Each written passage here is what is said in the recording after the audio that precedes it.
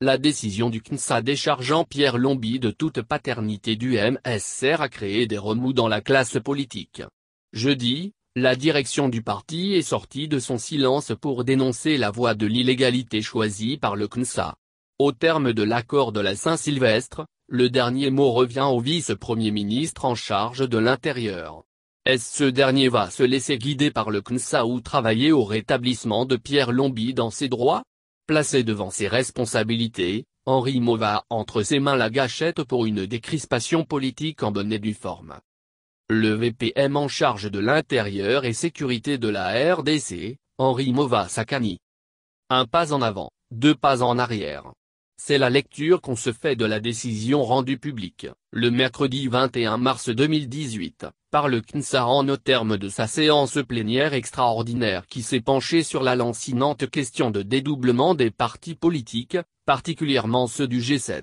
Si une option claire et nette a été levée concernant 5 partis du G7, à savoir l'ARC d'Olivier Kamitatu, le PDC de José Andondo, l'UNAFEC de Gabriel Kyongu et l'UNADEF de Christian Mwando, un flou artistique persiste encore sur le MSR de Pierre Lombi. À l'issue de ces délibérations, le CNSA a levé l'option de ne reconnaître que l'aile dissidente placée sous la direction de l'honorable Rui Botha, écartant Pierre Lombi de toute paternité avec le MSR. Pour confirmer sa décision, le CNSA a prié instamment Pierre Lombi de créer son propre parti politique en vue de concourir au scrutin de décembre 2018. Comme on pouvait s'y attendre, la réaction du MSR ne s'est pas fait attendre. Hier jeudi, son secrétaire exécutif, Dieudonné Bollange-Tange, a donné rendez-vous à la presse pour remettre les pendules à l'heure.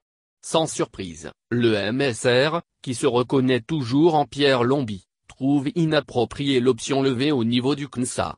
Au MSR, on crie à une nouvelle violation de l'accord du 31 décembre 2016, pour autant que les partis siégeant au pourparlers du centre interdiocésain avaient unanimement recommandé, dans le volet des doublements des partis politiques, au ministre de l'Intérieur de rapporter sa décision octroyant en janvier 2016 l'agrément à l'aile dissidente du MSR menée par l'honorable Rui Botha. Dans le réquisitoire présenté par son secrétaire exécutif, le MSR est allé déterrer la jurisprudence appliquée, en vertu du même accord, au MLC-libéral de Thomas Luaka qui a été obligé d'abandonner ce sigle au profit du MLC de Jean-Pierre Bamba.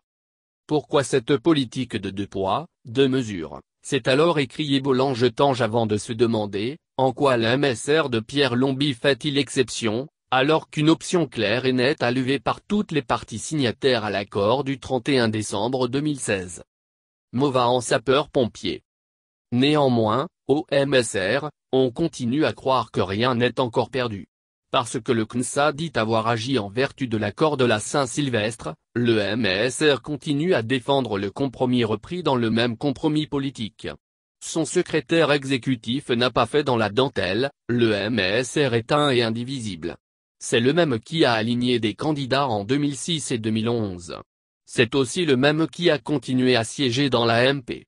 C'est aberrant de donner une quelconque légitimité à une aile dissidente créée de toutes pièces en janvier 2016, alors que le parti exerçait en toute légalité depuis des années. Autrement dit, la décision du CNSA n'a résolu qu'à moitié la question de dédoublement des partis politiques du G7. Le cas MSR pose toujours problème. Dans l'opinion, on se pose bien des questions. Le CNSA était-il habilité à trancher sur ce litige? En tout cas, au MSR, on dénie à Joseph Olangan Kouaï, président du CNSA, la prérogative de statuer sur l'affaire MSR, la question ayant été préalablement tranchée dans l'accord du 31 décembre 2016. Pour l'instant, la balle est dans le camp du vice-premier ministre en charge de l'Intérieur, Henri Mauva Sakani. On attend à ce que le patron de l'Intérieur s'aligne sur l'accord du 31 décembre 2016, en traitant avec lucidité, à l'instar de la jurisprudence MLC-et le litige qui oppose le MSR à son aile dissidente. En agissant ainsi, le vice-premier ministre de l'Intérieur va jouer au sapeur-pompier en corrigeant l'erreur du CNSA qui s'est immiscé dans un litige dont il n'a pas la compétence, en vertu du même accord. À 9 mois des élections de décembre 2018, Tous les acteurs impliqués au processus électoral ont intérêt à travailler dans le sens de l'apaisement en vue de créer un climat de sérénité.